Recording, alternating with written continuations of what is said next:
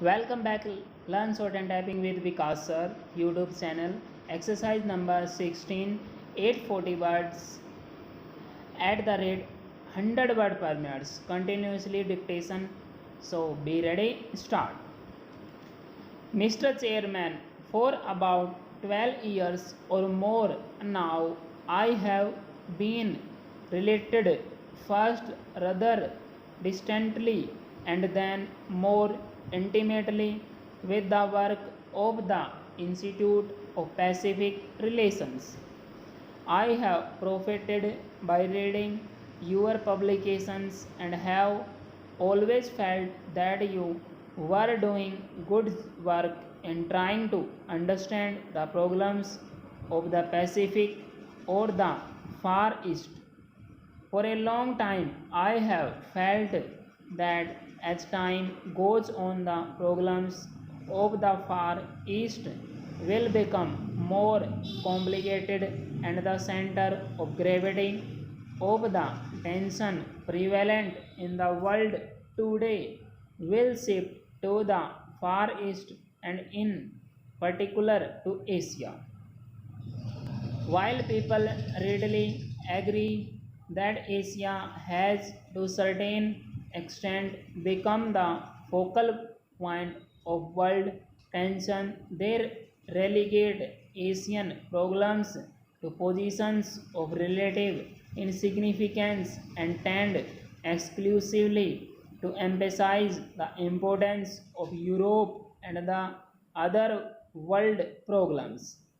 I agree that European problems are and have been very important, but I have felt that in the perspective of things to come, they were wrong in not devoting the requisite attention to the problems of developing Asia. Asia compels attention in many ways. There are a large number of backward countries in need of urgent economic development and others in which acute scarcity of vital commodities prevails. But what is most needed is an understanding that Asia is going through a process of change and that it is in ferment. Some parts of Asia are quiet and relatively peaceful, whereas others are torn by external troubles and disturbances. I am not referring to the external situation so much as to the characteristics inherent in the personality of Asia. I do not claim that this change is peculiar to Asia.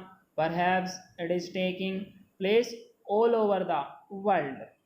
In Asia, we have been kept down and are now trying to catch up with others who are ahead of us. We have been engrossed in things of the past, and time has passed us by. We have not been able to keep pace with it, and so we must run.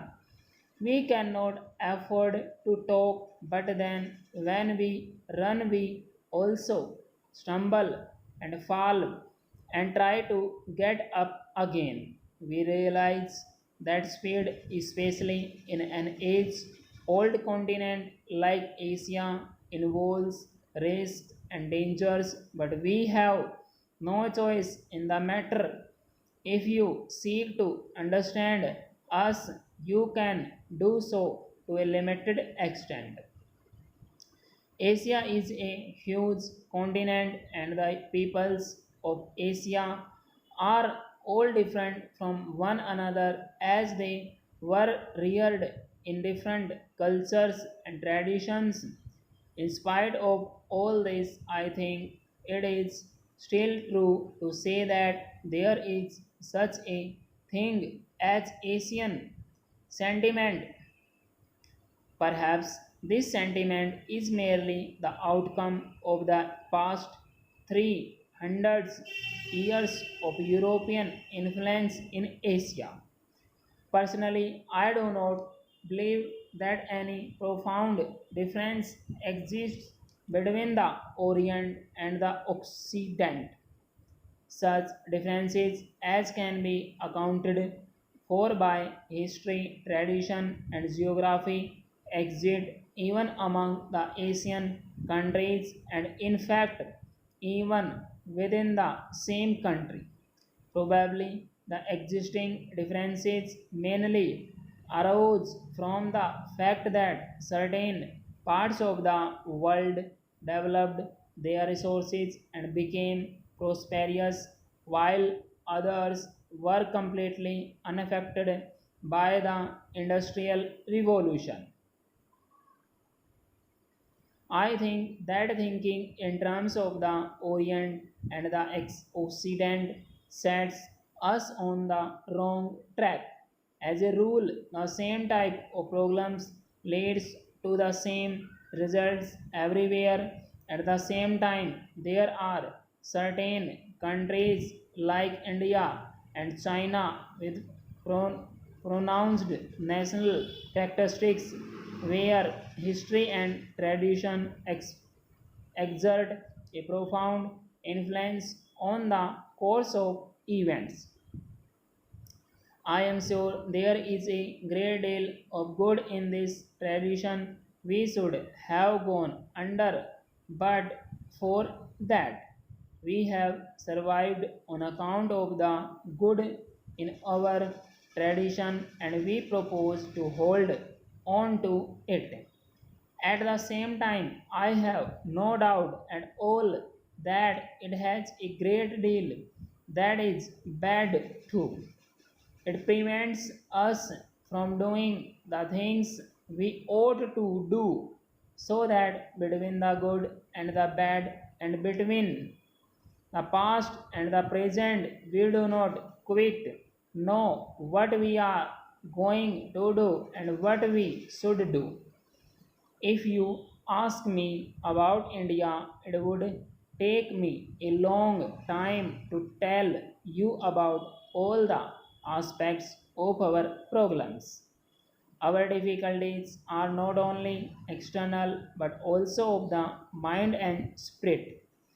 There are certain tendencies that carry us forward and others that retard our forward movement and compel us to look behind. Progress consists in having the essential things of life, and in that sense, we obviously must have progress. We are going ahead, and I hope rapidly we are harnessing science in the service of the nation. Yet a doubt arises in my mind as to whether material progress really constitutes a remedy for our problem. It is at best only a partial solution. Something more is needed. We need a solution of the broad problems that afflict of the world today. Full stop.